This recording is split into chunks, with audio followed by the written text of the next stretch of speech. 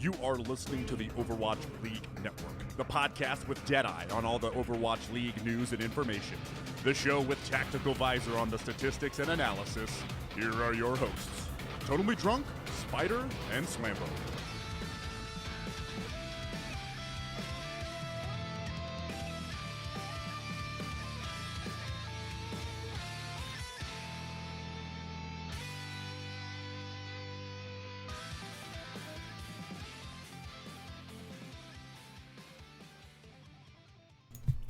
What is up, guys, and welcome back to Overwatch League Network, the podcast with Deadeye on all the latest Overwatch League news, information, and esports analysis. I am your host, Totally Drunk, and tonight on episode 84, we'll be discussing the latest in Overwatch League news, share our thoughts on Stage 3, Week 2, in our post-game discussion, and look ahead at what to expect in Stage 3, Week 3. Now, before we can get into the news and introduce you to my co-host, I just want to take a moment to thank everyone who is hanging out with us tonight for our live show on Twitch, and of course thank all of our repeat listeners out there. So joining me tonight, as always, is my co-host Spider, and Spider, you know, we had Week 1, which was a ton of experimentation. Week 2 brought a little bit more Sombra goats to the equation. We had potentially the biggest upset in Overwatch League history. There's been a lot to kind of digest this week, and it's been an interesting couple of weeks to say the least, and you know, we got some interesting scenarios that could play out across stage number 3, but how has this past week been treating you? It's been pretty good. I mean, it's been a wild ride. Like you said, we had the biggest upset in Overwatch League history. We had a couple other matches go some different ways. We got to see some more looks out of some different teams. We got to see Paris try to play a DPS-based comp and it not go so hot. So it was a pretty wild week. And then, you know, we're getting a lot of stuff on like the general Overwatch side. Like we got like a new story today, which is pretty cool. Hints at the next hero or possibly one of the upcoming heroes. So there's a lot of stuff going on. And then, you know, we had like our game night Saturday night, which we did like a lot of workshop modes and stuff. And you guys lost a 2v6 at least twice. One of them was definitely favored to Widow play, which, yeah, I mean, well, it is what it is. Doesn't matter what rank we are if there's a good Widow.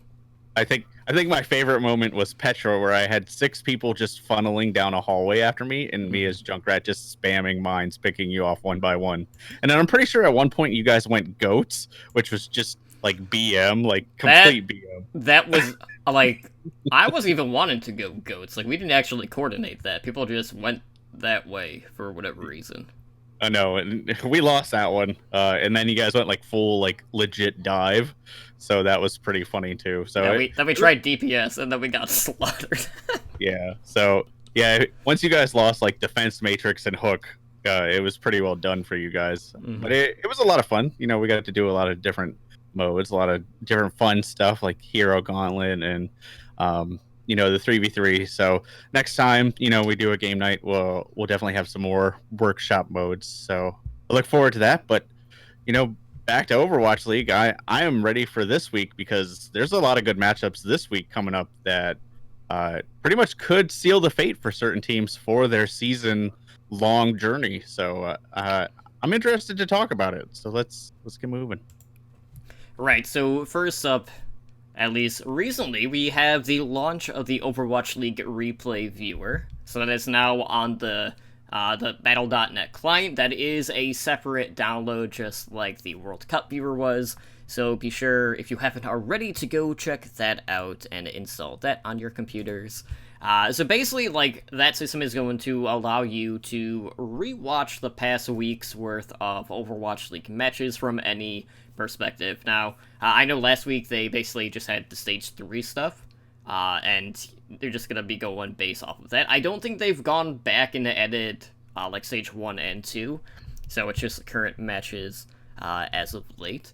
But, you know, just like the other viewers, you're able to slow down matches, you can speed them up, you can kind of navigate freely, you can kind of do some analysis pieces based off of the viewer as well. So, you know, you can get your first-person point of view, so, you know, you can see people in Brig Jail. You could see why Jonas dies first so many times and why he's a 20th ranked Reinhardt in the league. Things like that. Or, you could just watch, good play.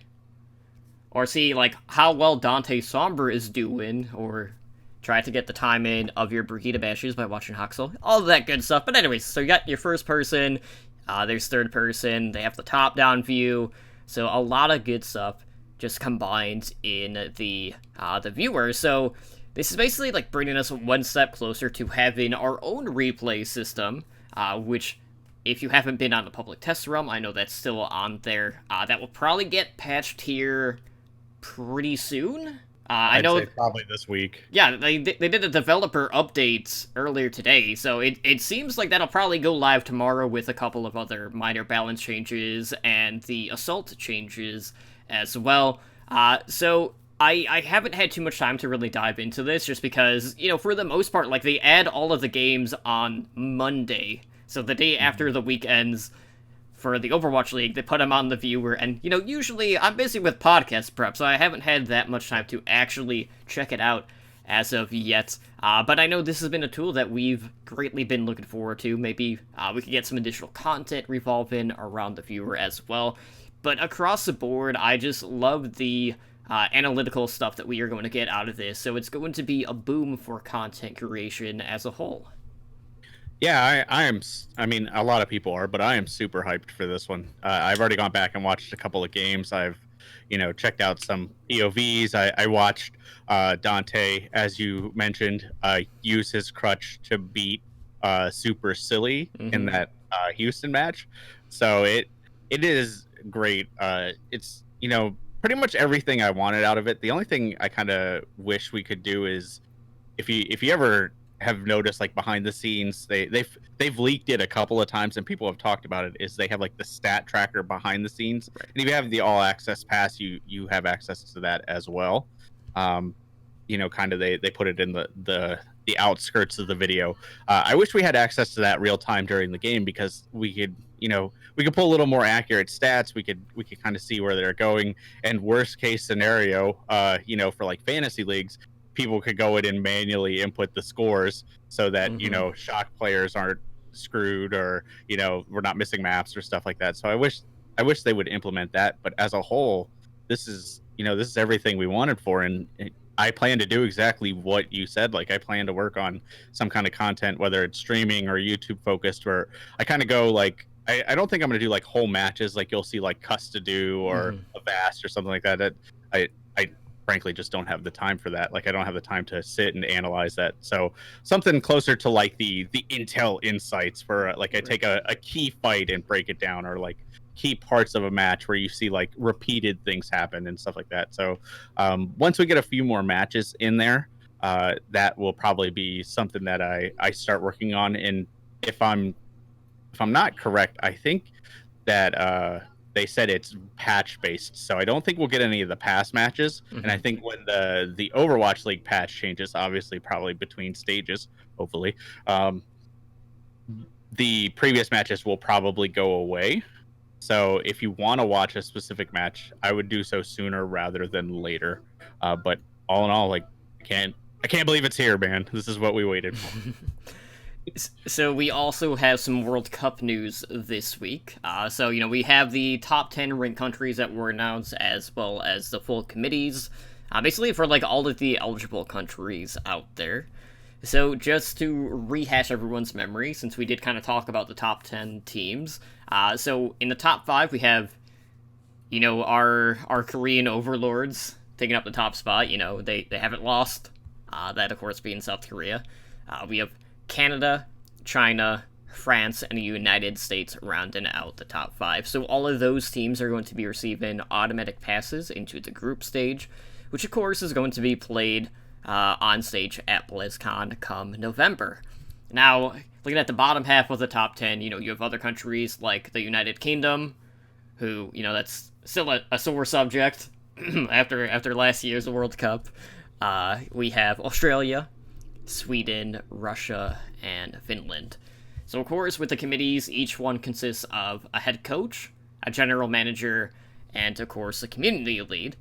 So right now for the World Cup, we're kind of entering the tryout period for trying to figure out like what players are going to be fielded. So basically, like right now, that's going to be going on for the next month. So come July 14th, basically all of these World Cup teams are going to have to submit a potential player list. Now that list can have up to, I want to say it's 12 players. And then the committee is later going to vote those 12 players down to a final 7 for the Overwatch World Cup. So looking at the United States committee, we have Arrow serving as our head coach again. We have Fresh as our community manager, Bowlin for our GM. And, I figured, like, we might as well look at some of the opposition, at least, like, 2 of the key ones. So Krusty is the South Korea coach this year. Of course, we've seen what he's been able to do with the Shock. And then looking at Canada, Canada's a pretty nice lineup. They have Jane, Karq, and Tickety. So, you got 2/3 of Dallas Fuel there, and Karq, so pretty formidable committee on their end as well. But now it's interesting to see, like, kind of like who made the cut for the the community lead. Because, like, there were a couple of surprises, a couple of people that I thought would make it that didn't. But I'd say, like, all in all, I am a little concerned about Arrow being the head coach again, just because, like, I'm hoping that's not going to mean that we're going to see a very similar roster compared to what we got here in the prior year. But who knows? Things can change. I know there's always a lot of back and forth with, like, the potentials for the World Cup roster, and of course, we'll share our thoughts on it when we get closer to the World Cup and maybe draft our own teams for the United States team. But how are you feeling about just the committee across the board for the U.S. this year? I think it's good. I was a little disappointed that Fitzy didn't make it for community lead, but I don't think Arrow's a bad coach. Obviously, as a Dallas Fuel fan, I have to say that. But I was a little disappointed that DP didn't get his shot, because he has put in a lot of work. And as much as we like to meme the Gladiators, they are a top ranking team, I guess is a good way to put it.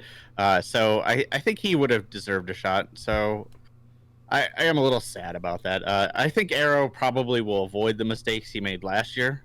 Although with the surging Houston Outlaws, I hope that he can avoid the mistakes he made last year. Mm-hmm. But the big talking point to me is that Bad Pachamari and Fresh Nuts are the community leads for UK and US.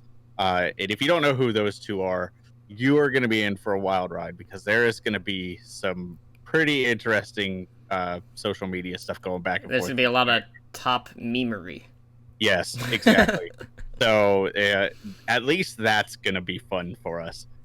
So I'm curious to see how the U.S. picks its players. You have to imagine that we're going to see a lot of Shock players. We're going to see probably maybe 1 or 2 of the Outlaws players. But there's a lot of talent in Tier 2. I mean, you still have, like, Gods, who is now on the Defiant. Like, there's a lot more U.S. talent out there. So I hope he doesn't just look at the top team and say, this is what we need. I hope they actually do, like, full tryouts and stuff like that. We were talking about it in Discord, the other day. So we have our ideas, which I'm sure we'll talk about when we get a little closer. But I've kind of made my dream team. Mm-hmm. So when we go in a little more in-depth World Cup, I'll share that. Sounds good. Well, looking at Overwatch League, of course, it would not be a week without a little bit of player movement, and this time, well, again, I should say, we gotta look at the Florida Mayhem, who, they've gone through a lot of iterations. They got rid of a ton of players. They've been signing more Koreans, and their newest acquisition comes from Contenders Korea.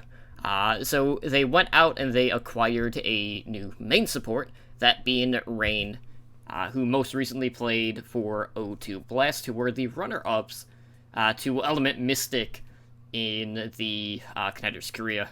And that team was also part of the Showdown here recently as well, where they also lost to Element Mystic twice. So Now, of course, in contenders, we saw the Hack Fist come out from Element Mystic, where, they didn't drop a single map. So, there is that. But they did take a couple of maps in the showdown, which was nice to see. But basically, Rain is going to act as a main support substitute behind their starting main support, who, of course, right now is Chris. Now, what's interesting about this sign-in, Spider, is the fact that this is coming from a contenders team who basically ran 3 main supports on that team. You had Rain, you had Joy, and Mondu being the 3. So it's always kind of like weird having like that many of the same role on one team, especially for, a support role nonetheless. Like, we're used to seeing it with the DPS, not main supports in particular. But when you kind of like look at where the Mayhem are at right now, we've heard a lot of talk about potential sign-ins. One of them is the flex support from that same team of O2 Blast with Myunbun, but we haven't heard anything lately. They have been teasing the Gargoyle sign-in pretty heavily, but I feel like that was delayed probably just due to some visa issues, so we're still waiting on that sign-in as well. But the Mayhem, at this point, have actually been surpassed by, Shanghai like overall record, like between 1 and 2. So now Mayhem are the least winning team in the Overwatch League history. Historically, the worst team in the Overwatch League. Yes. So there is that. So that's another feather in the cap for Shanghai at this point. But when you look at Mayhem, it's been a rough go, and their schedule does not really get easier, because even this week, they're going up against the San Francisco Shock. And then they have the Houston Outlaws, who have been, who we'll talk about later, but they have been looking a lot better this stage, just due to the fact that they have been flexing a little bit more DPS, rather than trying to mirror the 3-3. But basically, the general consensus has been the fact that, we keep hearing about these sign-ins from Florida Mayhem. They keep bringing on new talent, and the issue is, there haven't really been, like, standout sign-ins. A lot of people are kind of making the joke that Mayhem is basically, like, budget Korea. So there's, like, a lot of debate about whether or not this is the right direction for the team, about, like, what sort of, like, budget this team is dealing with, whether it's just the fact that, they're still having to pay off the other salaries, whether that's impacting who they're going out to picking up. But there's been a lot of criticism around just the acquisitions as a whole. And, it's kind of hard to, like, deny how questionable some of these sign-ins are.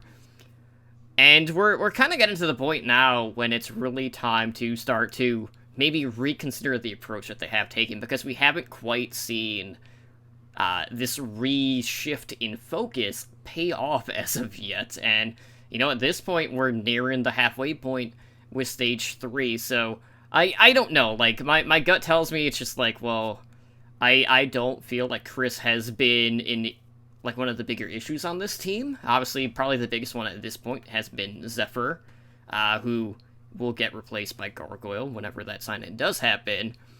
But it just seems like, outside of a 3-3 meta, I feel like the stock value of Chris is substantially higher. But I don't quite know how to feel about this one. I think it's good to change it up.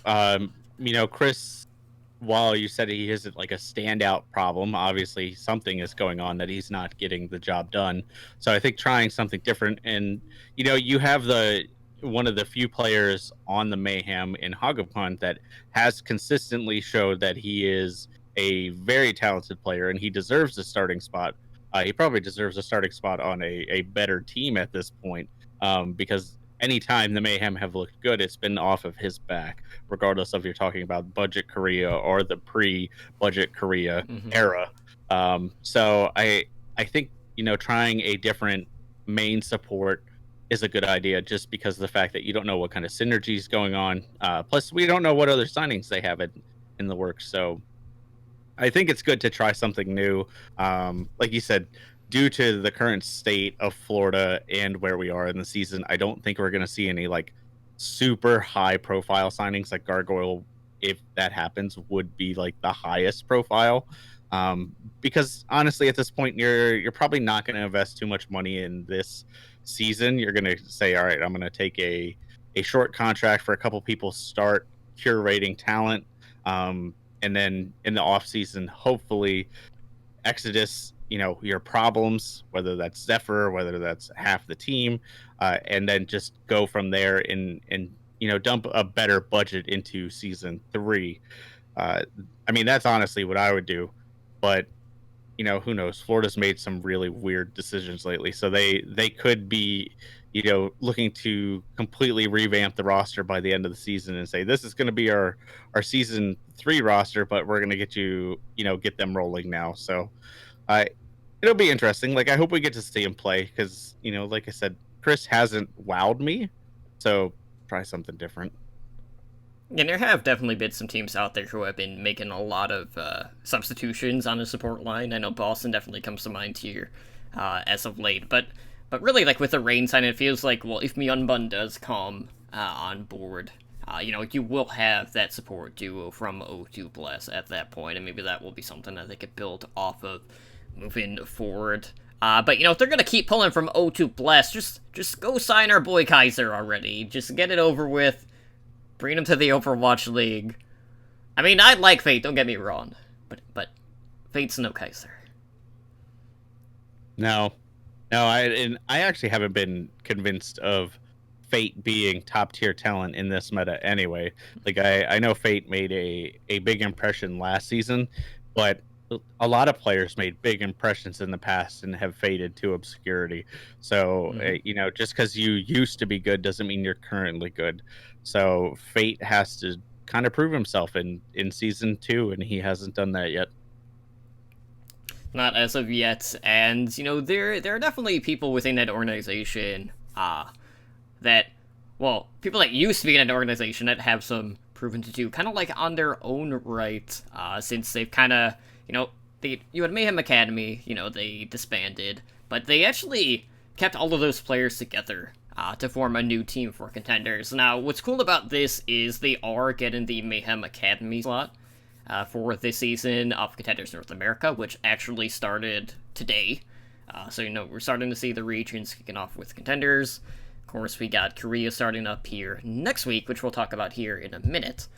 But basically, you have the ex-Mayhem Academy team together, and they will be competing under the team name Revival. So looking at this roster, you have a DPS lineup, but it's Contenders, so there actually will be DPS. You have Mangachu, and then Apply. For the tank line, you have Manitin and iRemix, with the support line of Apps, I don't know if it's Lear or Liar. I don't know. I'm not familiar with him because there's not much on him since he'll be making his Contenders debut. But of course, you have Paintbrush rounding out that support line. And with the staff, you have Reprise as the head coach. He was also on Mayhem Academy, as well as Renan Thera, who will be serving as their general manager. So, of course, this is kind of like a homecoming for Apply, reuniting with the former Mayhem Academy players. And, of course, he was one of the recent releases from the Florida Mayhem. You have iRemix, who is basically been competing in Contenders North America. I know he was on Meta Skyfoxes. He was with Phase 2. So I haven't really been following his progression post, Overwatch League Season 1, so I'm really anxious to see how he's going to be doing, because it's been a while since I've actually checked in on his performances here as of late. But they basically had their first match today. I do not know the score of this match, but they did go up against Second Wind.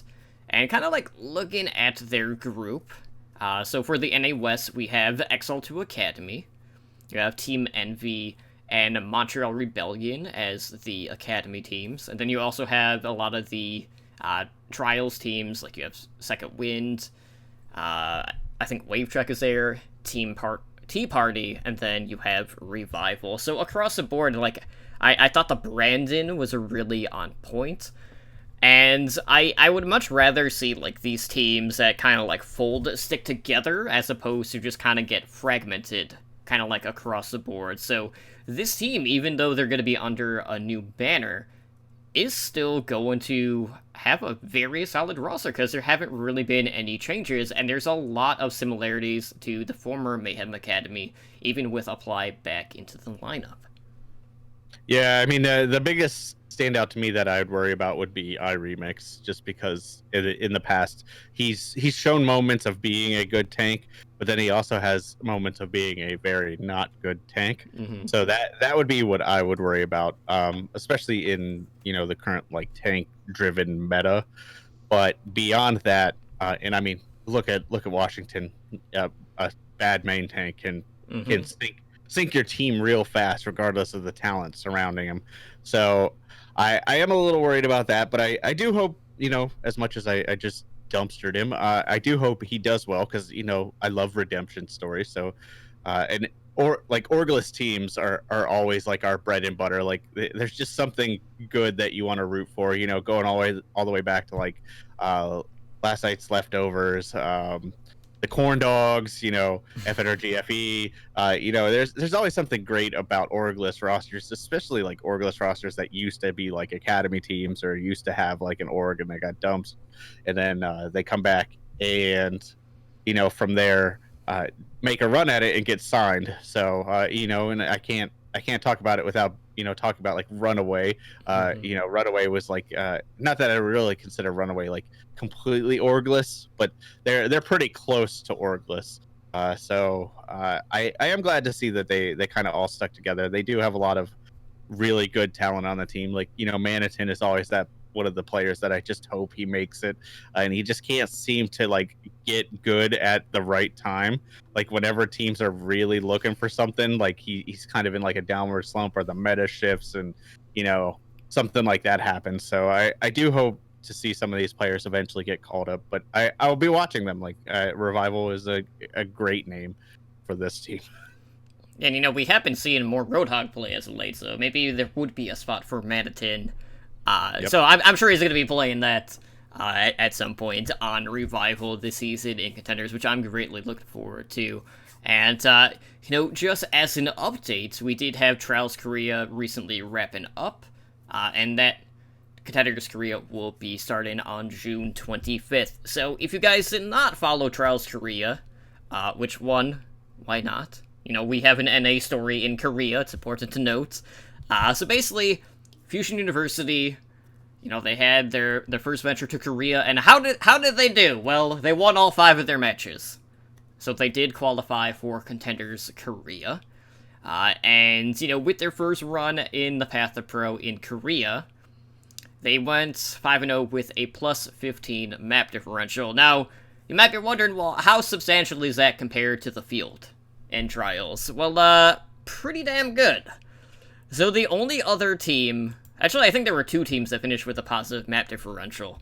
But you had Meta Athena, who were the other team who qualified for Contenders Korea, who went 4-1. They only had a plus 2 map differential. That's a pretty big significance there between even the 1 and the number 2 seed. Now, of course, the question is, well, how are they going to do against the Contenders teams now that Contenders will be kicking off soon? And that's still a big question mark. I know we're really excited to see how they fare. We kind of got the old Apex vibes with Envy or Rogue going over to Korea. And Fusion University are actually going to be kicking off opening week against Runaway. That's a pretty rough pull for, the debut match, but that is basically like the equivalent of just diving in the deep end at this point. So Yeah, I don't know how they're going to fare, but like that was not the first match that I wanted to see. I would rather them face like one of the maybe middle of the pack teams and then build off of that. But nope, we're just full throttle from the get go. Yeah, I mean that's what I want to see, because I why wait to see if they can put their gameplay where their mouth is? Like they said, we're too good for you, NA. So we're gonna go to Korea, and I want to see them play like the top tier Korean teams. Like, and at this point, I don't want to wait. So Runaway, and I have nothing against Fusion University, but I will be wholeheartedly rooting for Runaway on this one. Not just based off of history, but because I love it when people talk smack and get like completely shut down. Mm-hmm. And I know you have a Fusion University jersey, so who will you be rooting for? The battle of the dads or the battle of the sons? I don't know. Well, see, here's the thing. Like, I still have not gotten my hands on a Runaway jersey or one of the sweaters. I need to. I honestly should. But yes, I do have, my Fusion Uni, jersey, of course. It's always near. But, like, this is just one of those things. Like, I want to see, like, the classic Fusion Uni where this one is just gonna go 5 maps. Because that's really when we see the clutch factor come in. So, like, I honestly don't know who to cheer for. Obviously, I am primarily going to be rooting for Runaway. And to an extent, even Element Mystic. Especially if we see more Hackfist coming out throughout the season. But it's just one of those things, like, I'm not as conflicted as, like, when it's Dynasty versus Titans with this one, because I've always been a Runaway fan. But Fusion University have always kind of been my go-to NA team, so it's just one of those things. Like, I want to see them both do well, but I'm still going to be pulling for Runaway. But at the end of the day, it's just a matter of, can Fusion University earn one of those slots in the gauntlet now that they are in Korea? Like, that is the biggest question that needs to be answered, knowing that, Korea does have 3 slots for the gauntlet. So you figure, Element Mystic, O2 Blast, Runaway, and Fusion University are going to be the front runners for that position. So I honestly don't know how it's going to shake up, but if Fusion University can just continue the trend that they have been doing against, some top-tier competition, normally, like, if it's a slow start, like, you want to face, some of those middle-of-the-pack teams that we can get your feet underneath you, but if they can come out and have a strong showing against Runaway from the get-go, you know that they're going to be competitive against the rest of the field at that point. Yep, let's do it. Let's start it up, because I wholeheartedly want to see them lose. Like, I am not sorry. I mean, I don't even think of them as an NA team at this point, because they're mostly Koreans anyway. I will feel bad for, like, Elk if they do go in there and, like, end up losing a lot, but beyond that, no. I hope Runaway wins. I hope Element Mystic wins. Like, I hope that they have to come back to NA with their tails between their legs. Like, that would be the best situation, at least for me. But you know what? Either way, that's probably going to be your starting lineup next year for the Fusion. Yep. I mean, potentially. Why wouldn't you at this point? I mean, your current roster is sinking. Meh at best. Yeah, Philly's been a weird team, but hey, they were at least able. They managed to beat Boston, which was, like, one of the, like, coin toss games that we'll definitely be talking about here in a little bit. But anyways, let's talk about our post-game discussion from Stage 3, week number 2. So, Ramses, we're actually going to kick off with the Outlaws. Okay, now there's been a lot of back and forth, at least on Twitter, even on our Discord, about our power rankings. Primarily, when I say there's a lot of back and forth, it's usually just Ed spouting off the fact that, you ranked him 18th. I know I did. But, Ed's kind of in this mindset where I know he's not going to want to move Houston because it will kill him on the inside. But anyway, so the Outlaws have been kind of on a resurgence as of late. They've really started to find their identity. They have been primarily running DPS compositions or Sombra goads as opposed to just trying to run 3-3 mirror.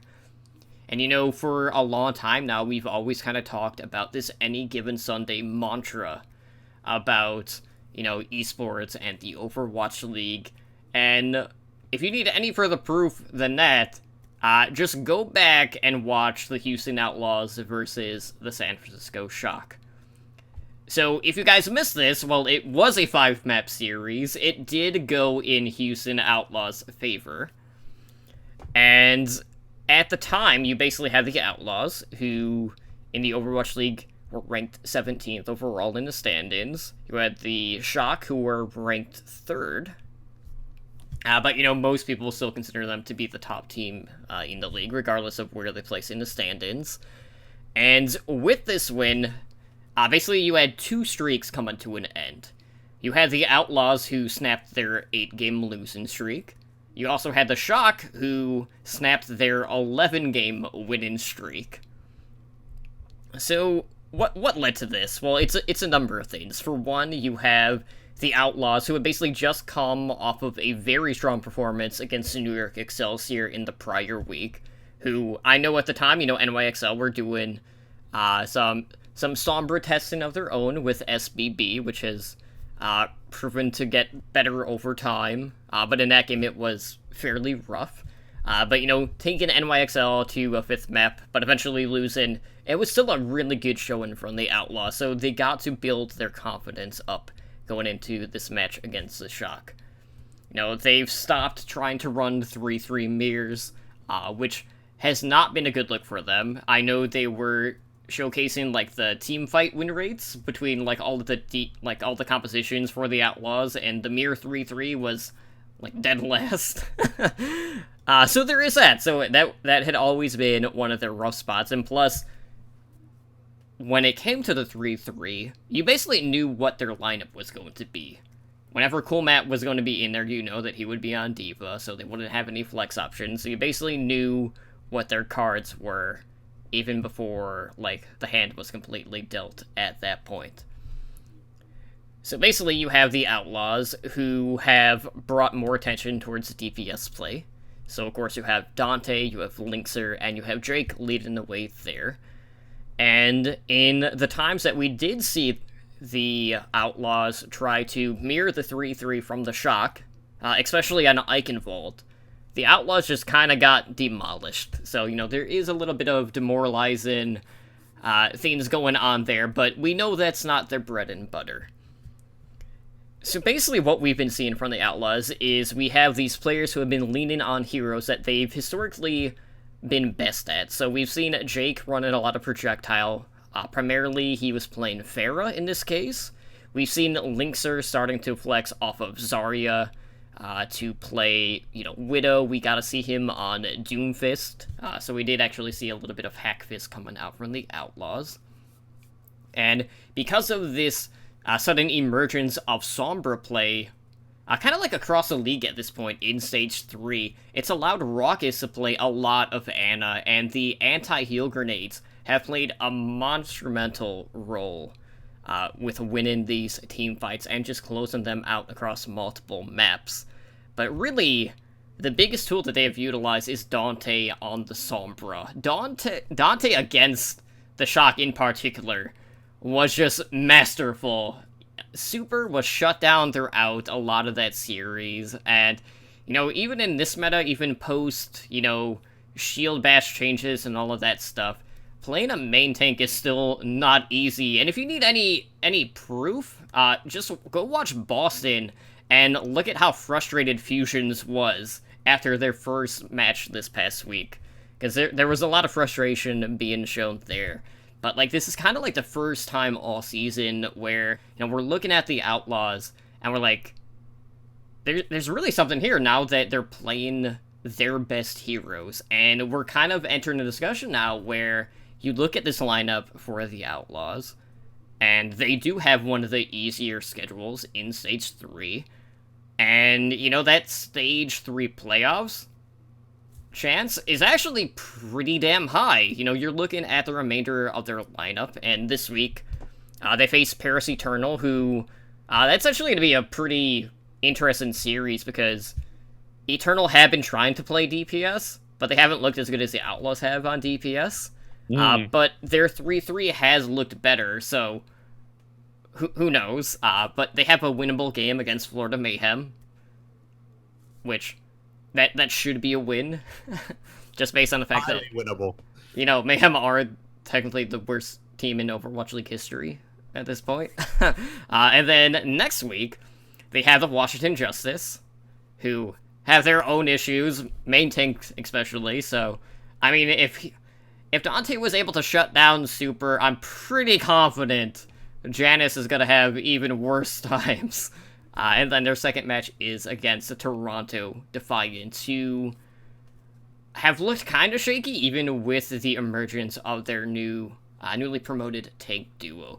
But it's interesting to see how this team has kind of gone from the afterthought to all of a sudden, they have this monumental win, or even like a monumental showing against the NYXL, and now they're at the forefront of the discussion. So if you're the Outlaws, you have to be feeling pretty good about yourselves right now, knowing what your remaining four teams are on your Stage 3 schedule. It's just a matter of looking at the remainder of the season. Is this momentum going to be enough to bring them into that, 7th through 12th play-in tournament? So we'll have to see how they progress over time and what their Stage 4 lineup is going to look like. But right now, they can kind of put their behind-the-scenes stuff with, the Infinite going up for sale, and, they had all of that going on, so that purchase was already done.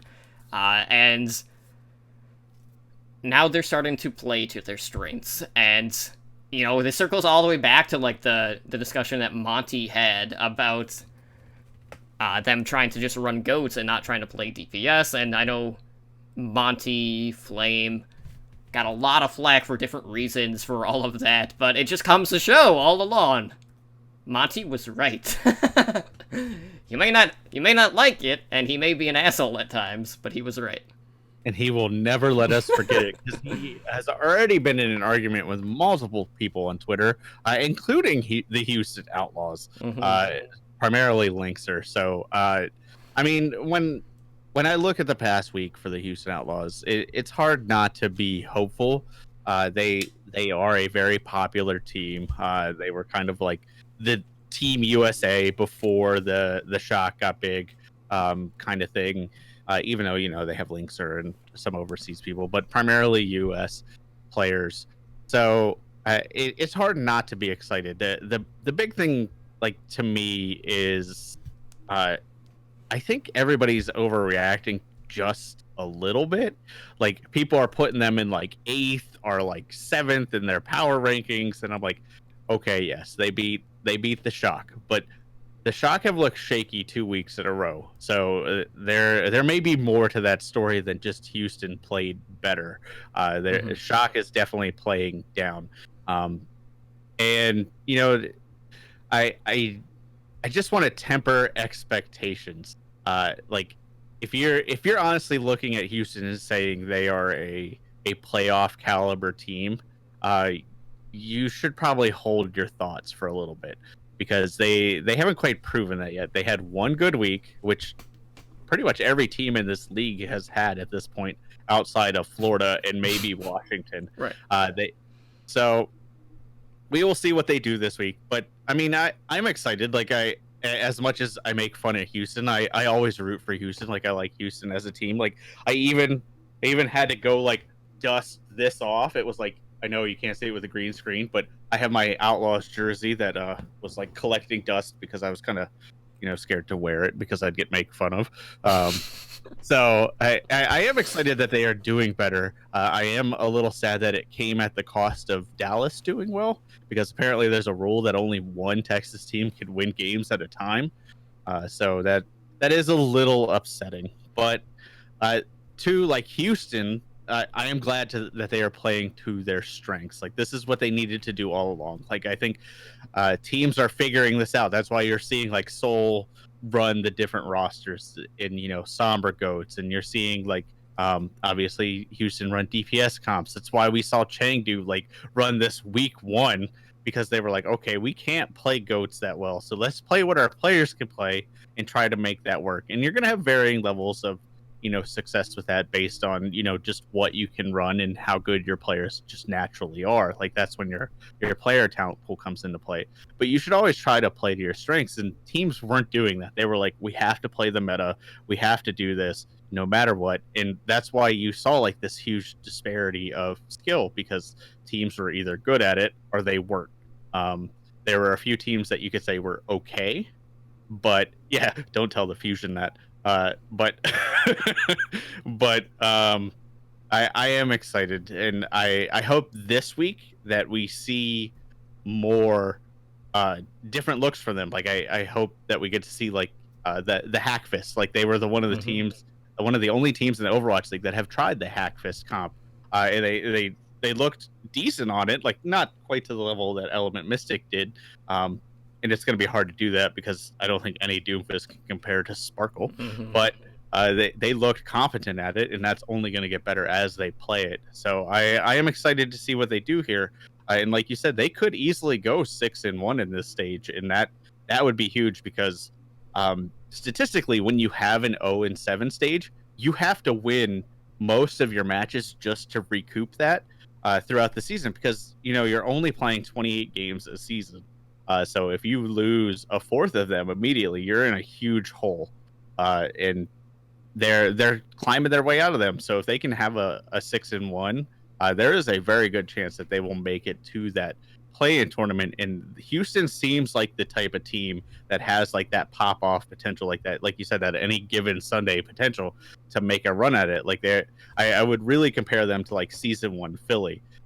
Because they have at times, even when they were going 0-7, at times when they typically ran DPS, looked pretty good, and they would take maps off of like Vancouver, like New York, like teams that were much better than them at that point, and then they would just revert back. So if they don't revert back, I think they could absolutely be like a top 10 team, but don't do that yet. Like let's give them a couple of weeks. Like I can tell you for my power rankings, I will probably be ranking them like maybe 13th, maybe 14th. 15th will probably be where they land once I start looking at the other teams.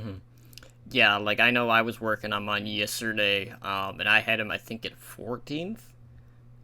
With I honestly can't remember who I picked 20th. It was obviously Mayhem or Justice.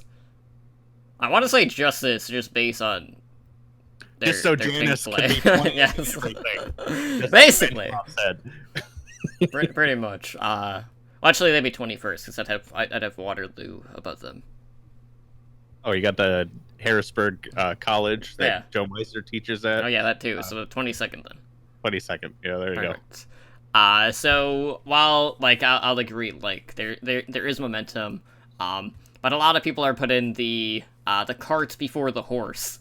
You're talking about them digging their way out of the grave that they kind of dug themselves in here lately. Like right now, they're like trying to jump up to like make their way out, or they're trying to claw their way through. They haven't found a ladder yet. We'll get there, but we'll have a clear indicator once kind of like the stage wraps up. But it is looking pretty good. 6-1 does seem very likely given their schedule, so we'll see how they fare. It's just a matter of how are they going to do against Eternal and the Defiant, because both of those teams at times have looked really good, and there's been other times where they've looked shaky, so those ones can really go either way, but they are heavy favorites against Mayhem and the Justice, even if they have been kind of like 17th in the rankings overall for a good chunk of this season. So while Houston has been figuring their shit out, there's been another team out there who has kind of been in this state of flux as of late, who have been trying to experiment a little bit more, specifically with their backline. That, of course, being the Boston Uprising. Now, I will start off by saying that they completely screwed my fantasy this week. Womp womp. Because they did not start Aim God at all. Which is unfortunate. Although fantasy has had other issues outside of this, but that's besides the point. But basically, like, right now, Boston have been throwing out some different looks this stage. Some of them have been more confusing than others, which I'll get into. But basically, this past week, we had Boston going up against the Houston Outlaws. Outlaws did secure a 4-0 win there. And then you had a battle between Boston and Philadelphia. Two teams that are kind of stuck in the same spot, so to speak. Like, they're both kind of like in neutral, except they're going downhill. So both of those teams have not looked good. And that was a pretty ugly series that did go in favor of the Philadelphia Fusion, and they took that one 2-1. Now, AimGod wasn't in the backline at all this past week, so you had Persia starting full-time on the flex support role. We got to see Alamon on main support for a couple of maps, but outside of that, of course, they were playing Persia alongside Kelix, who has kind of been their mainstay at main support. But looking at this, what's been kind of weird is Boston, like, their offense is kind of been, like, nowhere to be seen. Like, in that series against Houston, they only put up 2 map objectives in that 4 maps. They got 1 objective on Volskaya and 1 on Numbani. And, you know, part of that is just the fact that Houston's defense has been pretty stoic as of late, and that's another reason why they've been doing fairly well. But in Houston's case, I will still note, like, their offense does need, their attack needs some work still, because their averages have not been good, but luckily their defense is so good, they don't need to have the best attack, so it balances itself out. But you have Fusions who, you know, he came into the league, and he brought, like, new life into this team, and I feel like at this point, the league kind of knows his playbook, and Houston just kind of shut him down. Like, we kind of had, you know, Fusion's, you know, really emotional after the loss. Of course, it was a tough loss. It was 4-0. You know, of course, he hit the desk after, and of course, we saw it on camera, just like, you know, Jake did something similar earlier in the season. But it was an emotional loss, to say the least, and Fusions did play better in that second set that week against the Fusion, so he was able to build off of it, but this team still needs a lot of work. But the thing that I saw last week that just I was so perplexed by was the fact that you have Blase and you have Color Hex, who have been on the Brigida and on the Zarya role throughout the course of this season, and then for whatever reason, they just decided to switch their roles in this series. For what reason, I have no idea. So you had Color Hex moving over to Brigida, you had Blase going over to the Zarya, so there was a little bit of role reversal there, and I honestly don't know what Boston is doing at this point. Like, I can understand them wanting to, like, try out different things on the support line. I don't think AimGod has been an issue.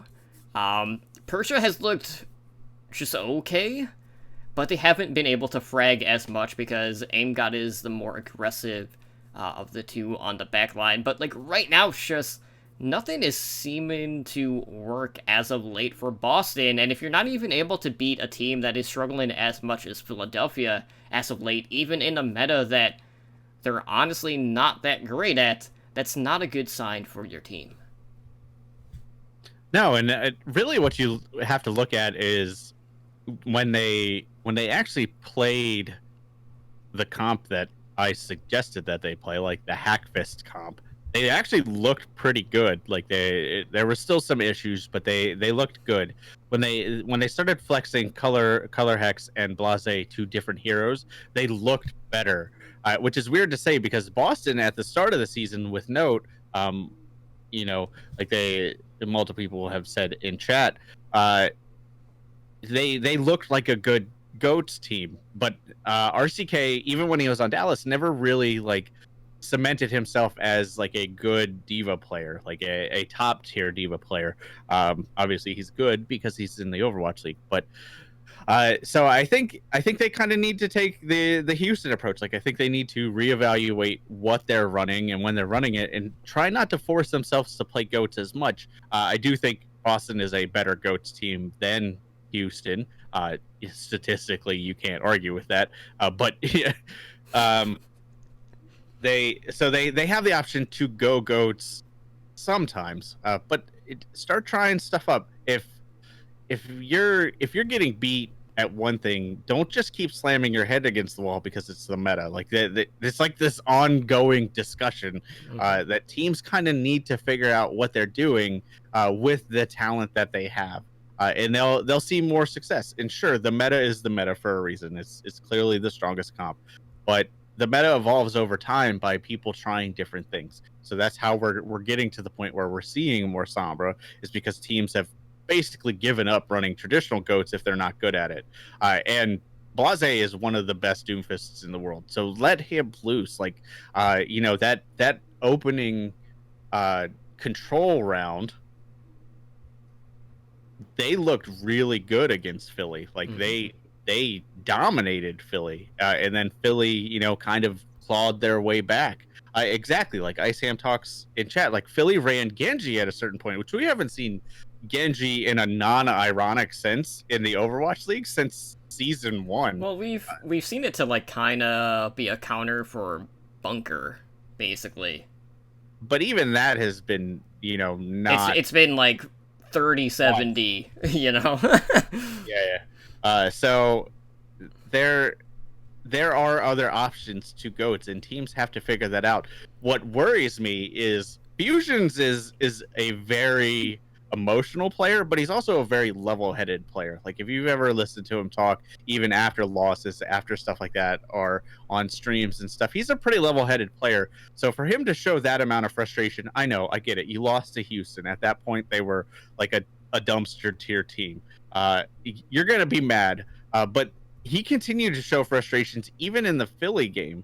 And they put up a much better showing that game. So I'm worried that with these roster moves and the swaps and stuff like that, and the frustration that we're seeing out of players, that there's more going on behind the scenes that we don't quite know about. And Boston has not been the team to shy away from controversy, whether it's intended or leaked or unintended or whatever it is. They are a team that controversy, mismanagement seems to follow them around. So it wouldn't surprise me if there is some struggles behind the scenes that are leading to these weird roster swaps. Like you said, if I had to pinpoint like problems with Boston, Aim God would not have been one of them, unless his attitude is a problem, which is a coaching and behind the scenes type of thing that you have to deal with. So I am worried about Boston at this point. I don't think that this is an untalented, like not capable roster. Like I think they have a very talented roster.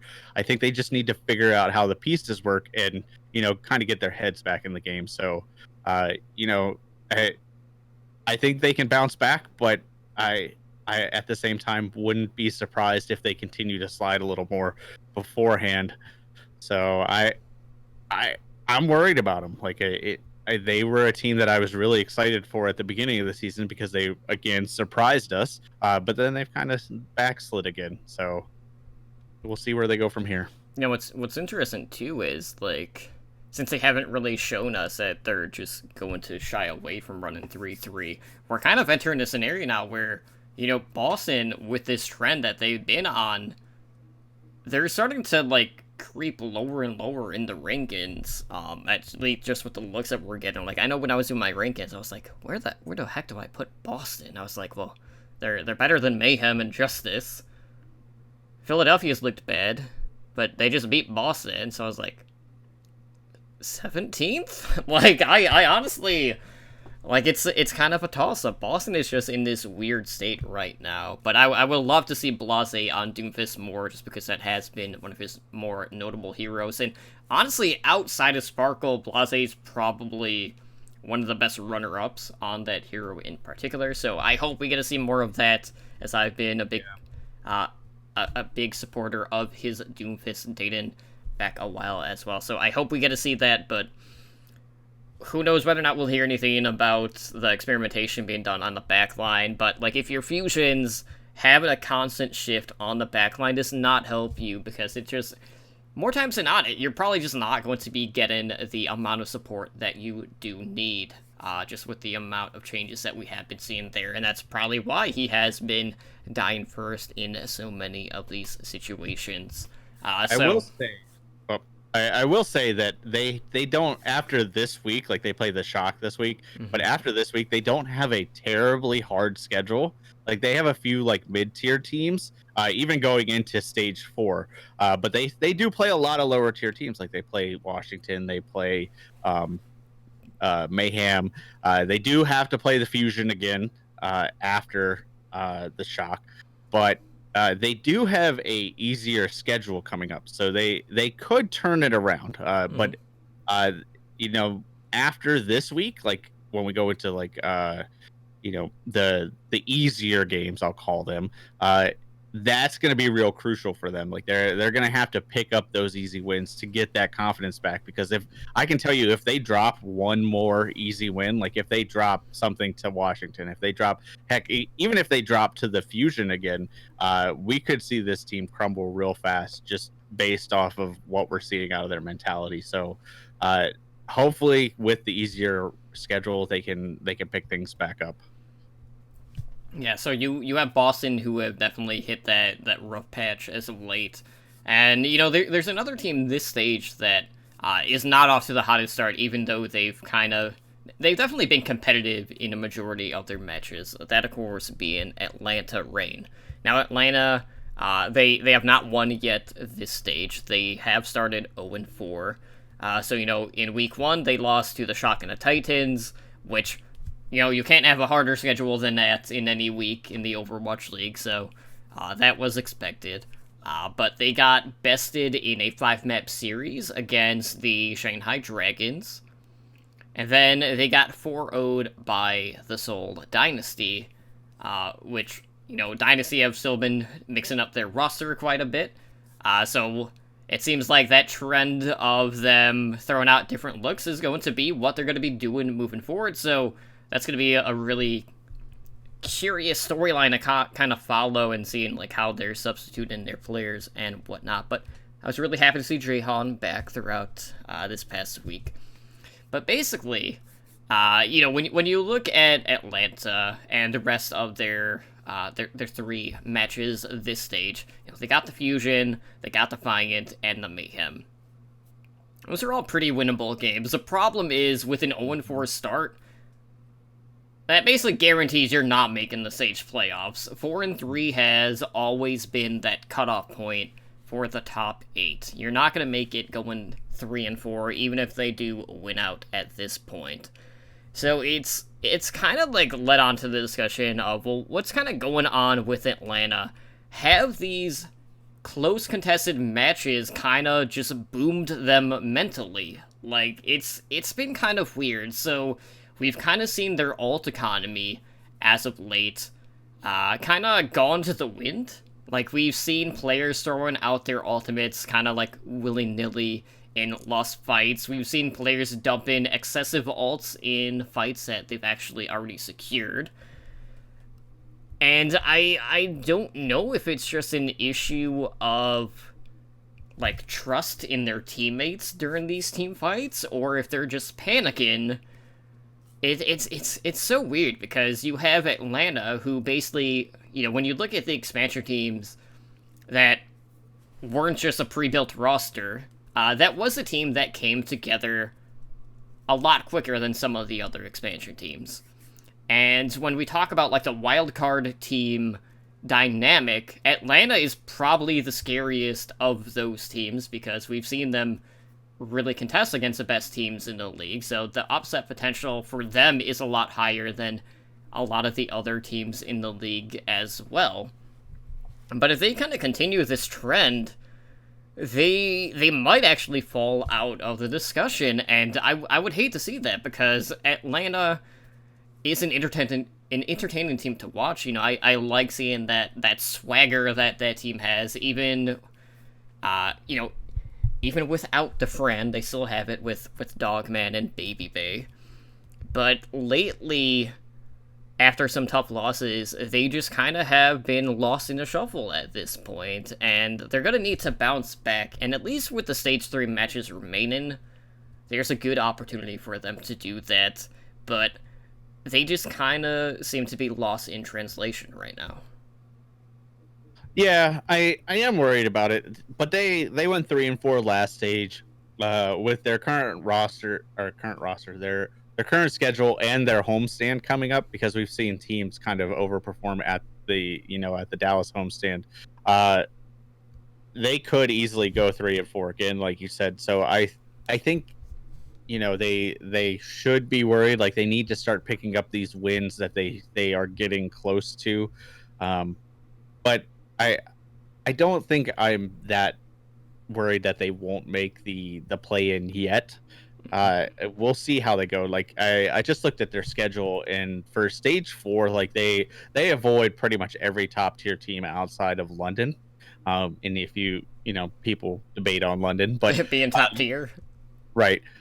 So outside of that, like, they have I wouldn't say it's an easy schedule. Like, they have Washington at one point, but outside of that, they're like all mid-table teams. So they are winnable games for Atlanta. So if Atlanta can just nail down like the consistency, I think they could easily, secure like that play-in spot. But I think you're absolutely right. Like, they're basically out of the stage playoffs for stage 3. Same thing with Boston. Like, Boston's actually lower than Atlanta at this point, just due to map differential. They're still 0-4, but they have a much worse map differential. So I think this is the time that they need to say, okay, we're clearly playing for season playoffs, so let's just take this, one game at a time, figure out what each team is doing.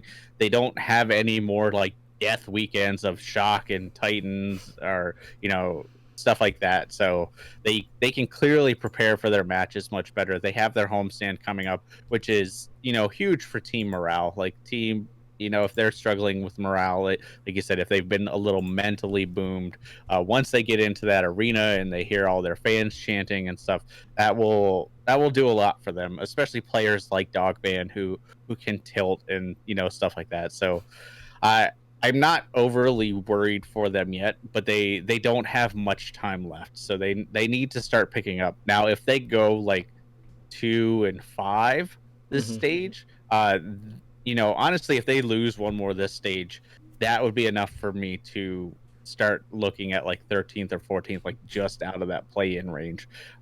So they need to really pick it up. Like, they can only afford probably 2, maybe 3 more losses total to get out of being in that supreme danger zone. But as a whole, like, they have a lot of good parts. Like, they have Dogman, who just needs to stop feeding.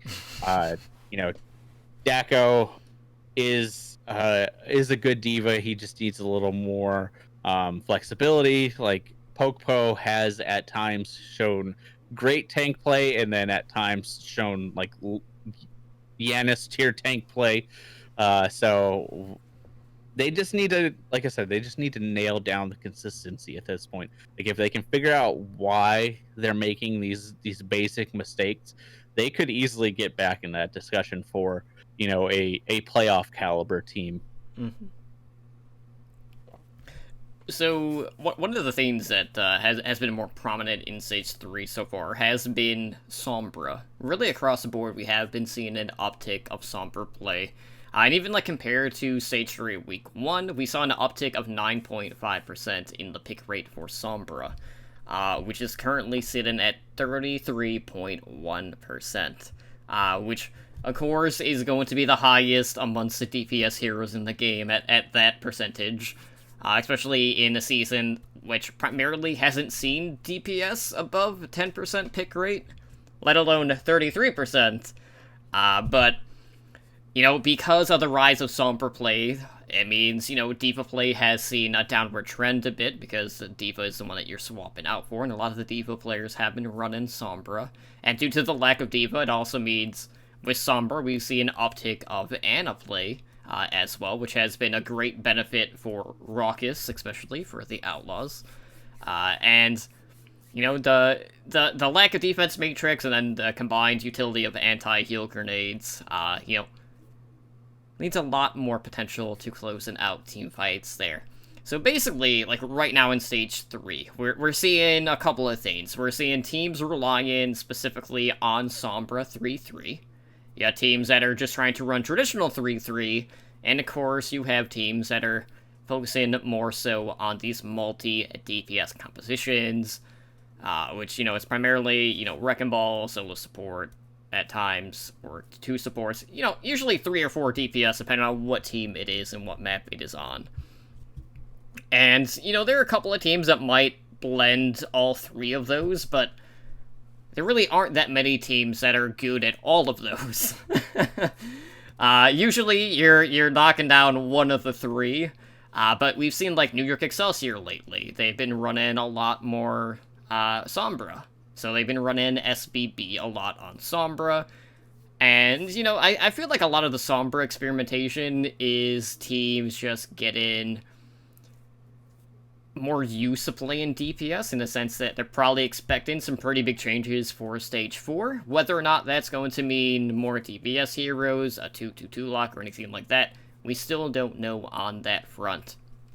But we have been seeing more, like, counter DPS compositions coming out, which has both benefited and also not benefited a team like, Chengdu, who, the prior week we saw them getting out DPS by Guangzhou Charge, but, lately they went back to their bread and butter, and they seem to be just fine where they're at. So who knows quite what to expect, but basically, we're seeing teams trying to run Sombra Goats, teams running, like, Double Sniper, Hack Fist compositions, and I know for the Outlaws, like, when they are running Sombra, they're not losing those maps, so they should probably just stick with that, Whenever they try to run Goats, it's still pretty bad, like, map win-wise. But we have seen Sombra play have an uptick across the season. So going back to Stage 1, we saw an 18.7% pick rate, and then that jumped to 20.6 for Stage 2, and right now we're sitting around, like, 27% for the pick rate. But if this week is any indicator, we're definitely going to be probably ending the stage probably above 30% at the current trajectory that this is at. So I don't know, like, if each team is just going to have their own identity to just run in Sombra 3-3 or just these multi-DPS composition looks, but who do you feel like has benefited the most out of this uptick of Sombra play as of late? I mean, it's hard not to say the Outlaws, but honestly, I think Seoul is up there, because we've seen Seoul run the multitude of different complete rosters. New York is another one. SBB looked right at home after that first game. He got back over the stage jitters, but that, I think this is, and I've kind of talked about it all night. This is like the natural conclusion to Goats. Is that you would run Sombra, you would run, the initial counters to Ghosts were Sombra Doomfist. That's kind of what teams ran, but then teams got so good at Goats that didn't work anymore. So now they're kind of circling back around and trying it again, and they're kind of seeing success with it because they're putting a little more work into it. They're saying, okay, this can work. We just didn't give it a chance. And a lot of these teams have these really, really, really talented DPS players that are doing basically someone else's job, because teams are forced to run 3-3. They took our jobs kind of thing. So I am glad to see that this is the progression. I also think that this will kind of shed light on how powerful Sombra really is. Like, I don't think people quite realize how overpowered Sombra is until they play against a really good Sombra, and this will shed the light on that really fast. And Super found out really quickly the other night how annoying a really good Sombra could be. So with all the changes and, like, the minute tweaks that they've kind of ratcheted up here and there on her kit, she is really strong right now. So I think it makes a lot of sense that this is the conclusion that teams came to. And I agree with you. Like, we're gonna continue to see an uptick in Sombra play, not just because of the fact that she counters Ghosts, but she actually also works really well against DPS comps. You just change how you play her. Like, in Goats, typically you farm EMP and then you just run over them. Like, that's the plan for Goats. In DPS comps, what you do is you just hack key targets and kill them, because they're all spread out because they're scared of your EMP. So she is highly deadly in, like, against the two main compositions that we're seeing ran, and the only counter to Sombra is a better Sombra. Like, that's kind of the position you're in right now. It's almost very close to how we felt about Widowmaker in stage 4 of season 1. Like, the only counter to a good Widowmaker is a better Widowmaker. So it's funny to see like the duality and how things are evolving. And I don't see teams really figuring out how to play goats around Sombra once the Sombras get good enough, because it doesn't really matter how good of a Reinhardt you are. Once things are really going down, you can't hear that hack anymore. You can't hear, the translocator coming in. You don't see that Sombra, jumping down from high ground. We've seen Hacksaw do some crazy stuff like stunning Sombras coming out of translocators to stop the EMP, but that's not going to happen as Sombras get better. Mm-hmm. So this is going to be fun, and it's going to open up more teams like Houston running the Hackvis composition. We're going to see the Sombra dive compositions, or even Sombra Pharah we've seen start becoming a composition, because you can hack a target and they're basically dead in the water at that point. Like, what are they going to do? Or you hack the Reinhardt with a Pharah, and then Pharah has barrage immediately. Like, Diva has to expend her matrix, and then Pharah has barrage. So there's a lot of options for just running Sombra. So I think we will see more of her, and I am excited to see it, because this is kind of the we talked about it in the beginning of the season. Like, I questioned why teams didn't run it more, and then that whole conversation came out like it's a crutch, like it doesn't work as good as traditional goats, and I kind of agreed with that at that point, because teams weren't giving it the time of day. But as I look back, I'm like, why didn't teams just double down on it? Like, why did they do this? Like, they fell into that whole discussion that we're having tonight. Like, we have to run the meta, we have to do traditional goats. That's what the rules say we have to run. Yeah, if you're running Sombra, you're a trash goats team. Right, exactly. And like, I don't think teams should like fold to that peer pressure at that point. Like, you should say like, okay, so it's not traditional goats, so what? Like, the metas evolve by teams being innovative. So find something that works. Say, hey, what's a counter to a lot of tanks?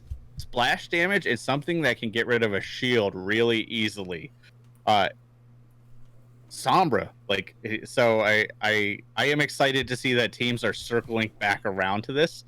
And at the beginning of the stage, we were kind of not that excited, because we were going into more goats. Like, we got minor changes, and teams experimenting with this is exactly what we needed, to, at least from like an analysis side, to have something to talk about, because it gets real boring real quick if you come here every week and we're like, Shock Titans looked good, other teams looked bad, see you next week. Whereas we're getting to talk about Sombra now, so this is exciting. So I'm super excited that this is happening. Yeah, for me, there's one thing in particular that I want stat wise from Sombra, which we haven't seen yet, and hopefully Captain Planet will do this at some point. But the one thing that I've noticed is, obviously, like, some people are learning Sombra or playing Sombra for like really the first time at that pro level. I want to look at the translocator usage in particular, because I want to know what like the average distance is for the players, because there are definitely Sombra players out there that are throwing their translocator too far in the back line, and then it's just taking them forever to like rejoin the fight compared to other Sombras in the league. So like the re-engagement time is kind of like scattered kind of everywhere, and I want to see like where those players are falling, as opposed to like what their like first death or their total deaths in like the average is compared to the other Sombras in the league. But For sure. we're definitely seeing a better understanding of Sombra play from that level.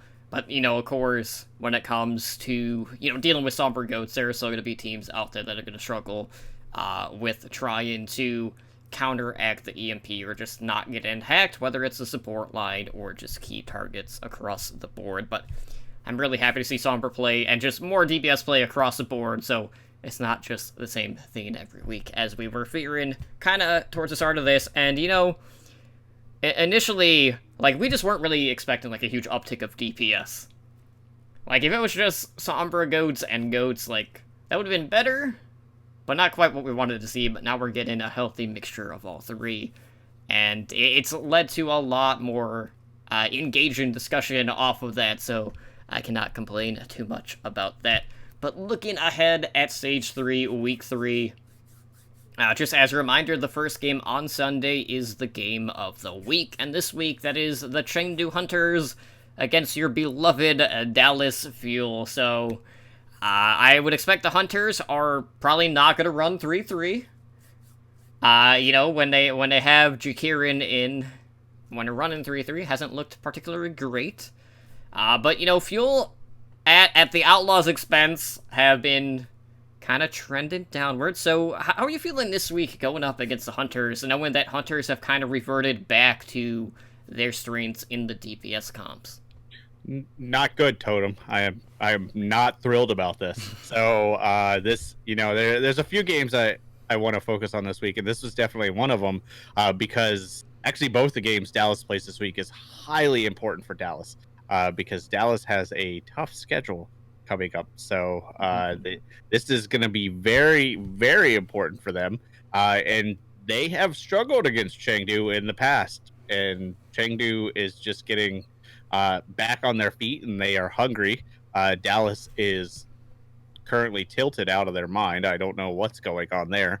So I am highly worried about this. And basically what we're seeing is OG, who has kind of been the backbone of this team through stage 1 and stage 2, seems to be having like I don't want to say like a mental breakdown because that implies like effect level things going on, but he's definitely having some kind of like burnout problem to the point where, I forget who suggested it. I want to say it was Reinforce suggested that Dallas just put Trill or however you want to say it, to give him a shot and to give OG a break. Like, and OG responded like, yeah, I totally agree with this. Like, I'm having a problem. This sounds like a great idea. And, it was Reinforce now that I think back, because Reinforce went back and said, like, throughout my career, I had ups and downs, and every uptick came after a break where I had been burned out. So, it's good to take these kind of breaks. So I hope to see some experimentation out of Dallas. Like, if you follow any of the Dallas subreddits or any of the discussion surrounding Dallas, obviously a lot of people are hammering that Zachary is not doing it for the team. And I think Zachary is a problem. I don't think he is the only problem or the biggest problem, but I think he is an exploitable problem. So I think you should at least try something else. Like, Dallas is at a risk of going 1-6 this stage if you look at their schedule. So now is the time to say, okay, our current roster is having problems. We need to change something to at least give them a break. If we expect to, you can go into matches with Chengdu and say we should win this one. You can go into matches against Hangzhou, which is the other team that Dallas plays, and say, okay, we could win this one. Like, Hangzhou has looked really good right now, especially in 3-3, which is what Dallas primarily plays.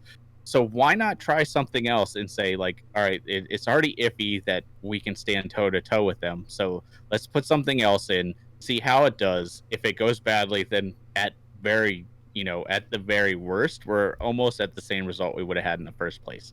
And Dallas has a capable coaching staff that should be making these decisions. Especially if your players are on Twitter saying, I need a break, you should be talking to them and say, okay, you can have a break. Like, it sucks, don't get me wrong, because, cultivating that core 6 is what it's all about right now. But Unless you're Soul. And then you cultivate that core 11.5 or whatever you guys have now. Yeah, I'm worried about this week. Like, I hope Dallas puts out something sooner than the games that says, like, we are going to try Trill, or we're gonna try, running Taimu on Brig or Mickey on Brig or like whatever. Like, because Taimu's been also talking. Like Taimu's Mm-hmm. been very frustrated. Like he basically said like the worst part is I'm not even getting a chance. I'm like, well, first of all, get out of the bathroom. He might get a chance. Or second of all, give someone on your team laxatives so they're stuck in the bathroom and you might get a chance. But all jokes aside, I am worried about Dallas. So what about you? Anything else you want to talk about? Because like I said, there's a couple other games I kind of want to talk about. Yeah, so like I basically like wrote down like the ones that I felt like had the biggest impact, at least in regards to like the play-in tournament or just current momentum. So we talked a lot about the Outlaws earlier, and that match against the Paris Eternal is a pretty big match for a couple of reasons. One, both teams are on an uptick. Paris have won both of their games so far this stage. And they've tried to run some DPS to middling to bad success, but their 3-3 has looked better. And with Ben Best, like I feel like Ben Best, he's a good main tank, but I feel like when you compare him to the field, he has been one of the more exploitable main tanks. And if I'm the Outlaws in this situation, I'm definitely relying on the Sombra goats and exploiting that. And I am going to tip Houston against Paris due to that reason. But just looking at where both of those teams are momentum wise, that's going to be a close match. I feel like outside of that, we have Gladiators versus the Dragons on Friday night. That one should be pretty interesting. You have Gladiators who have been basically, I mean, they've been looking about like what we expect for them. They are probably a top 5 team, and they've been that way pretty consistently. We've been seeing a lot of Surefour lately over hydration in regards to the Brigadier role. So they got hydration out of Brig Jill, and now you got Surefour in there. But I'm just really happy to see him back on stage. Of course, Decay is always doing fairly well on the Zarya, and you have the Dragons, who as we mentioned, are no longer the least winning team in Overwatch League history. That belongs to Florida now, so you can have that meme now, Florida. So feels bad man on that end. And Dragons really were at the forefront of the whole Sombra revolution. So if you want to thank any team in particular for the uptick of Sombra play, really Shanghai have been the central team at the core of that. Yeah, I mean, this is one of the games that I wanted to focus on, because not necessarily the caliber of the game, because I think the game will be very close, but it's very important for both of these teams to win this one. Like, if Shanghai can take this one off of the Gladiators, first of all, it will kind of legitimize their play style, because a lot of people, including us, are kind of like, wait, that shouldn't work.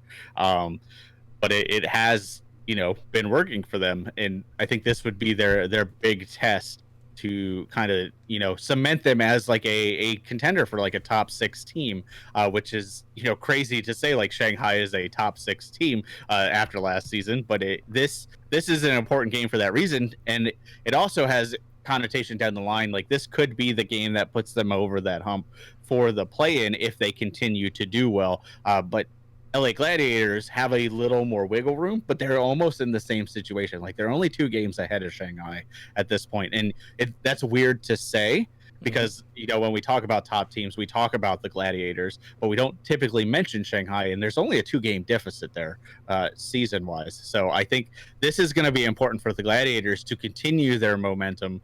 They've looked better and better. Like you said, they have their rocky times, their rocky games here and there. They struggle a little bit with the consistency, but this current roster that they're running has there's no other way it has a shit ton of flexibility. Like, they can run almost anything they want and look good outside of throwing Surefour on Diva. I probably wouldn't do that again. But not that it was terrible. We've seen worse Divas in the league, but it's definitely not playing to their strengths at that point. So this is going to be a very, very important game for both of these teams. The other one that I wanted to look at is one we've kind of talked about earlier, which is the Reign versus the Fusion. Like this is highly important for both of these teams, and I think this will be this will go basically one of two ways. Like it will go to a map 5 or it will be a 4-0. And I can't tell you which team will be on what side for that 4-0 because it would go either way. It's really weird to talk about the Fusion right now. We talked about them a lot last week, so I don't want to retread a lot of that conversation. But this is basically their game of the week that they need to say, okay, we need to stop this backslide. We need to figure out what the hell our problem is, and we need to fix it because after this week, they face mid-tier teams or better every week outside of one game against Washington. So Philly has a rough schedule for the rest of the season. And if they fall to Atlanta, not only picks up that momentum, but Philly is going to have a lot of questions that they have to answer internally. And I don't think they're quite ready to answer those questions because they don't have the roster pool to do it. With the academy team shipped off to another country, they're going to struggle to find players. So, and on the other side, we talked about the Reign. This is an important one for them because they don't have many more losses to, give out. Essentially, and they have they don't have a hard schedule, but they definitely don't have an easy schedule after this. It's basically the Fusion schedule outside of, they don't play the top tier teams. Like Atlanta's already gotten rid of that. They still play a lot of mid tier teams and maybe like one or two easy games. So this, like I said at the top of the show, this is the weekend where we're going to get a lot of questions answered for some of these teams that we have talked about the last couple of weeks. Like, will they, won't they, do they really like me? Will they go to the prom? Will they, those kind of questions are going to get answered this week because we're going to see a real distinct pattern emerge from these teams starting this week. So I am highly excited for these. So any other games stand out for you? I know Seoul probably plays somebody. I mean, I got so excited over these games I didn't look at the rest. Cool. Well, you brought up a couple of questions there. One of the questions I have is, are London ever going to run Sombra again? Here's the thing, like, we've seen Guard on Sombra, he looked pretty good initially on Sombra, and, the Spitfire going up against NYXL on Friday to kick off Friday, who have been running a lot of Sombra as of late, and the Spitfire have just been running straight 3-3. And, there's this constant discussion around Spitfire about how good of a team are they compared to the field, because we know that they can be competitive. I mean, they won Season 1 for a reason, but there are times when they look like a top 5 team, and then there are other times where they just kind of middle out, and I feel like if they are just sticking to 3-3, this is a team that is going to continue to middle out as the season progresses, so I want to see the Sombra play from them this week against New York Excelsior, because if they don't, that's basically gonna guarantee like a 4-0 for NYXL. But at least if you're, London, you can sleep well knowing that following day you have a much easier match because you go from New York to then facing Washington. So there is that. But as for the Dynasty, we do face a Spark this week, which is another huge match for the Dynasty.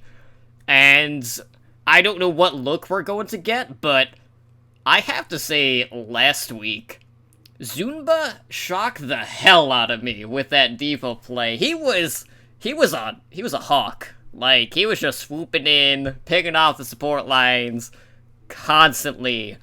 And now you're on the Zumba train. It's like 2 years too late. It was just one of those things, like, it was unexpected because we hadn't seen him. So for him to have that big of an impact, like, just right out of the gate was very surprising.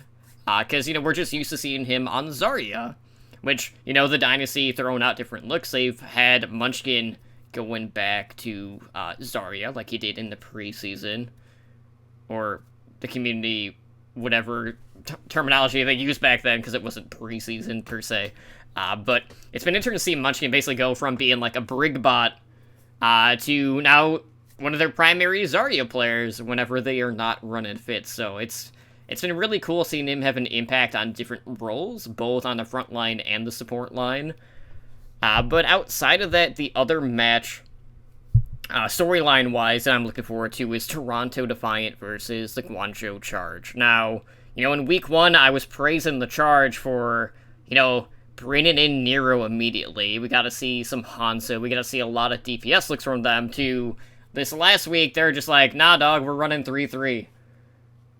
And if I'm the Charge, if I'm entering this game and I'm running 3-3 against the Defiant, I don't think that's going to be a game that they're going to win.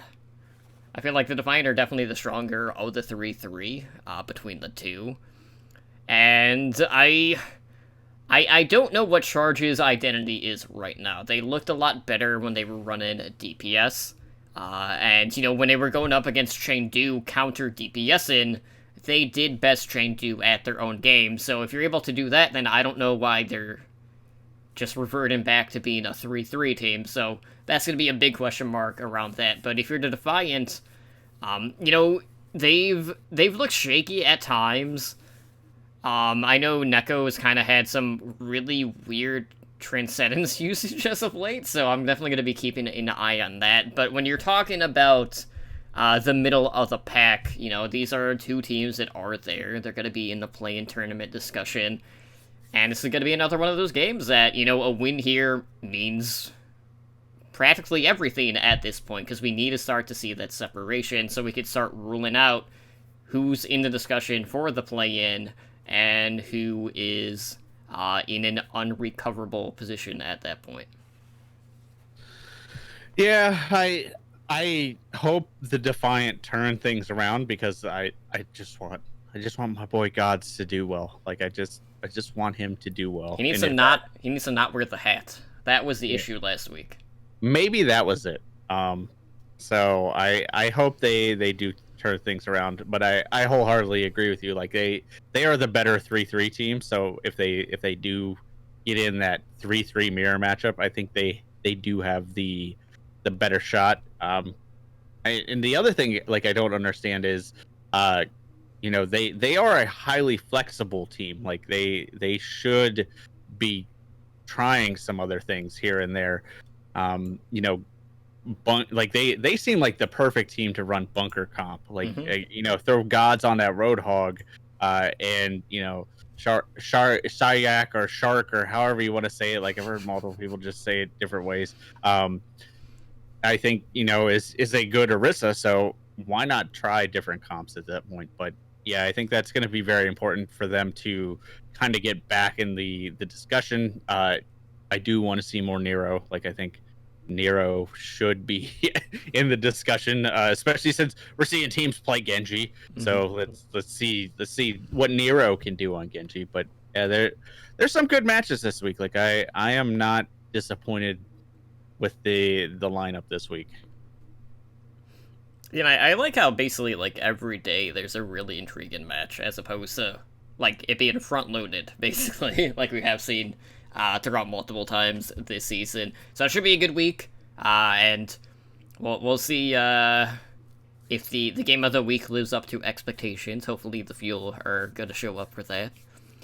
And I am curious to see, like, are they gonna try to run DPS against the Hunters?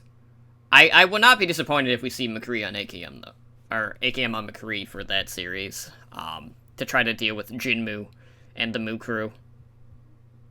Or even Soldier. I mean, we've seen certain teams run Soldier 76 and not do terribly. So there is a precedent for some DPS, and I don't understand. Like Dallas's composition is like tailor made for running some DPS comps. Like honestly, if you put Trill in, he's a very good Hammond player. Like you easily have a team that's very comparable to Chengdu, like the type of style Chengdu runs. Like they can run it. OG just hasn't really shown that he's not that he's an incapable wrecking ball, but he hasn't been successful on wrecking ball, I guess is a good way to say it. So I am worried about them, like I said earlier, so I'm not going to go back into that, but I do hope they just try something different. Like put put Taimu in, see what he could do on Widow. We're seeing precedent for some of these DPS comps. Note has shown that he has been flexible, so take him off Diva a little more. But don't get too creative, because that's Dallas's other problem, is they'll like throw like Note on Hanzo and like AKM on like a weird role, and they'll go like too far the other direction. Like, play to your strengths, and you'll find success against these mid-tier teams. Like, that's if I had to sum up tonight's show, it's play to your strengths and you will find some success.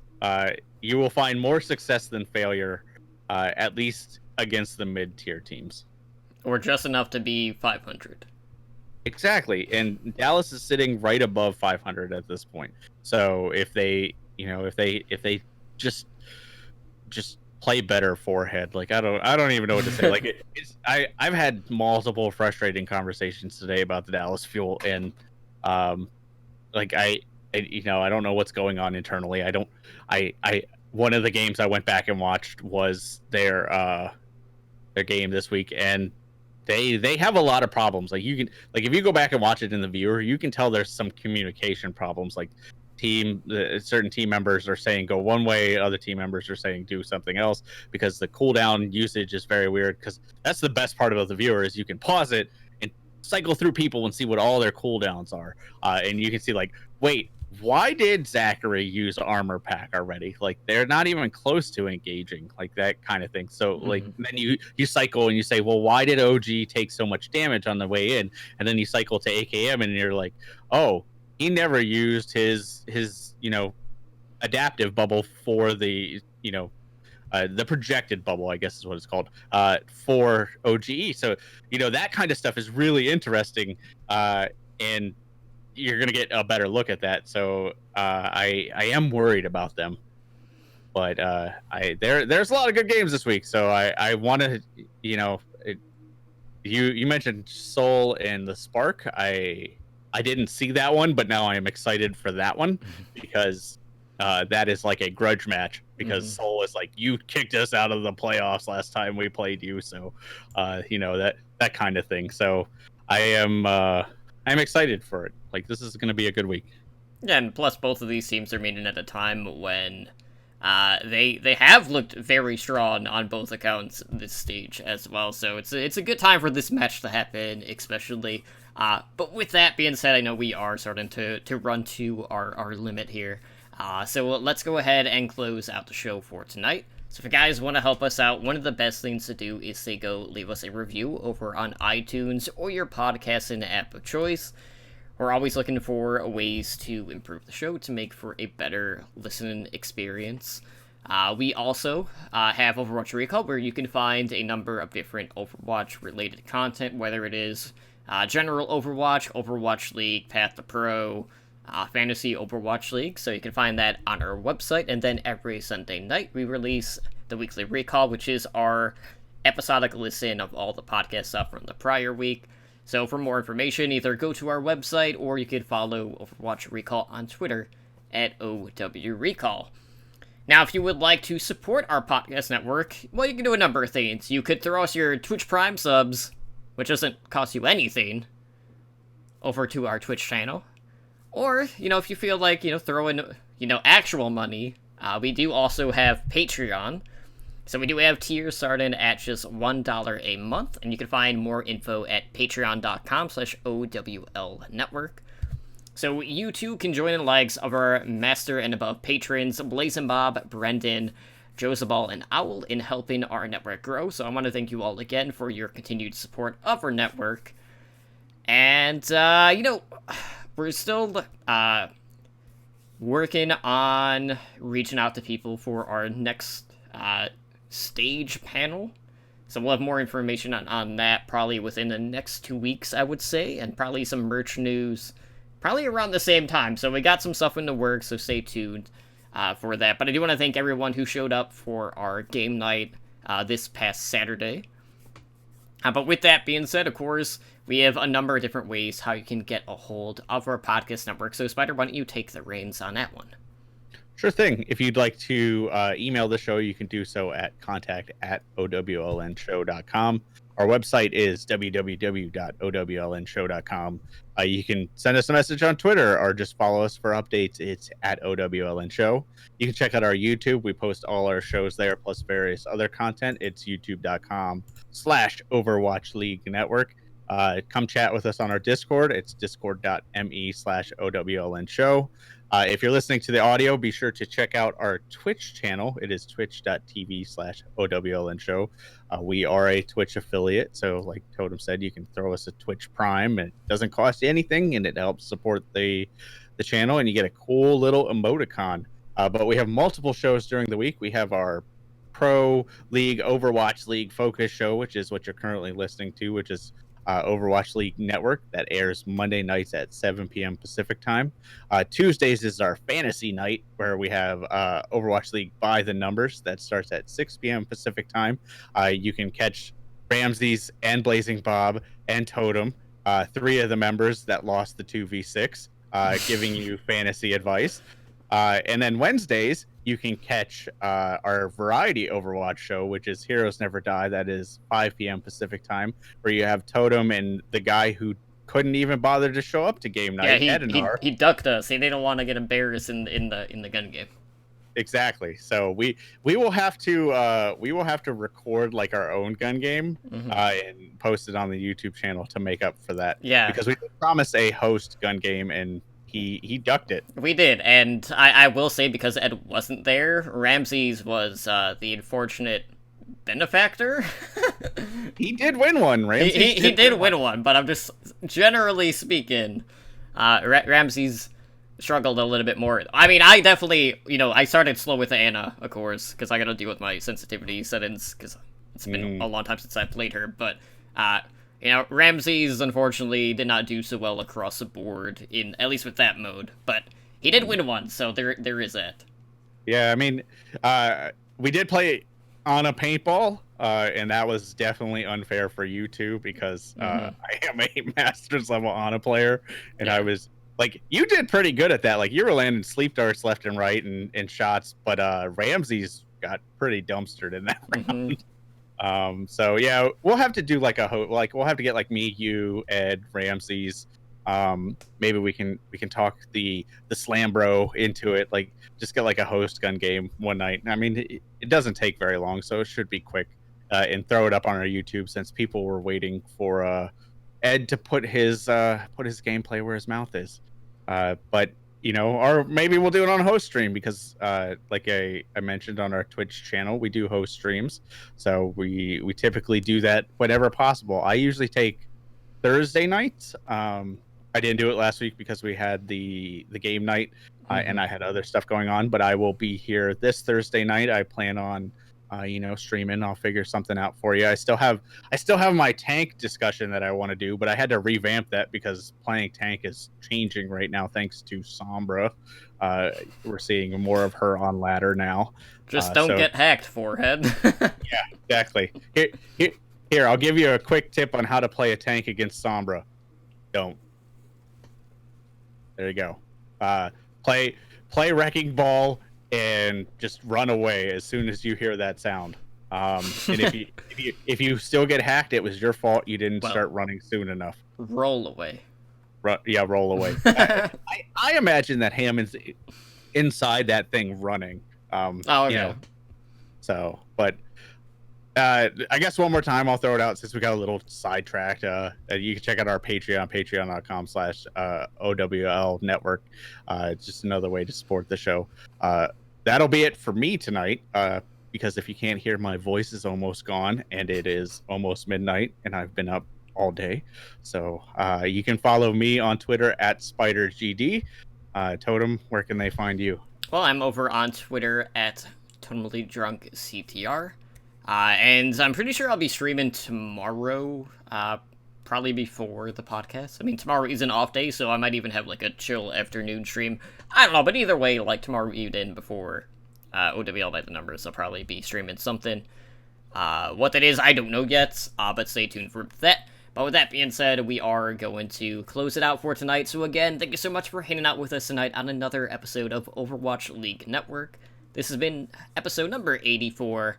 I've been your host, Tumblr Junk, joined as always by my co-host Spider, and we hope to see you guys back for our next network show or our next OWLN, and we will see you then, guys. Have a good night.